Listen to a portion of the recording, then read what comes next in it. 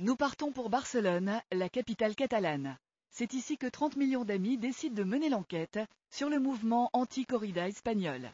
Et oui, de l'autre côté des Pyrénées, dans le temple même de la corrida, des voix de plus en plus nombreuses s'élèvent pour décrier cette tradition cruelle.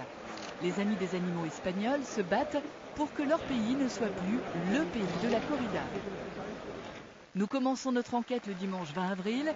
C'est ce jour-là que débute la saison tauromachique barcelonaise. En moins de 2 heures, 6 corridas vont s'enchaîner. Avec les membres de l'ADA, une association de défense animale, Montse participe à la grande manifestation prévue devant les arènes. Nous sommes contre la corrida parce que nous sommes contre le spectacle de la cruauté, contre la torture animale, contre la cruauté comme diversion. Parce qu'il nous semble que c'est un spectacle désormais anachronique. Chaque année, au début de la saison, des milliers de Barcelonais se retrouvent ici pour interpeller les aficionados et dénoncer la corrida.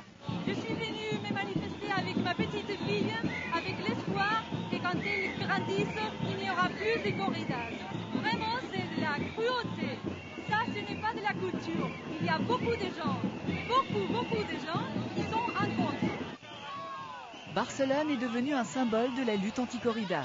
En effet, en 2004, sous la pression de nombreuses associations espagnoles de protection animale, la municipalité a pris parti contre la tauromachie, une première en Espagne.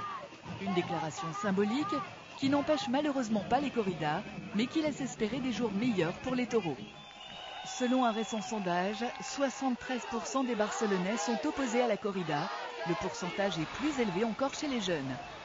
C'est le cas de Maria, révoltée par cette tradition. Los animales y los seres humanos compartimos el mismo sistema nervioso, por lo tanto tenemos las mismas capacidades de sufrir, de sentir dolor, y creo que para el disfrute de unos cuantos no es justo que unos seres vivos tengan que pagar con su vida y pagar con un sufrimiento tan terrible como es el de ser torturados de esa manera.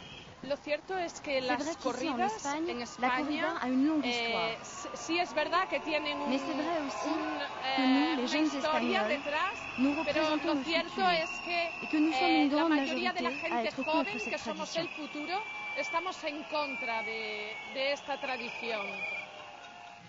De l'autre côté de la rue, les pro-corridas s'excitent et n'hésitent pas à faire le salut fasciste. Pour eux, la corrida fait partie intégrante de l'histoire de leur pays et devrait même être inscrite dans la Constitution espagnole. Pour comprendre le phénomène, nous avons fait appel à Jesús Mosterin, un philosophe engagé contre la corrida. Première information, de taille, la corrida n'est pas une invention espagnole.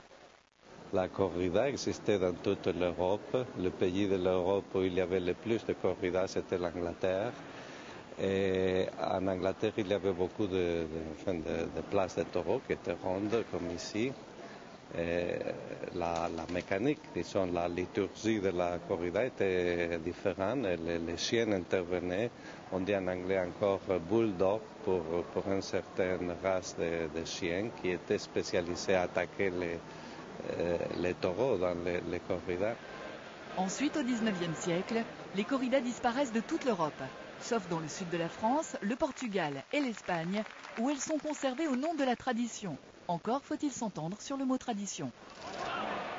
N'importe quelle action, disons, immorale ou mauvaise que l'on puisse faire, elle est traditionnelle toujours là où elle se pratique. Par exemple, beaucoup de gens sont contre cette habitude africaine de couper le clitoris aux filles à la puberté.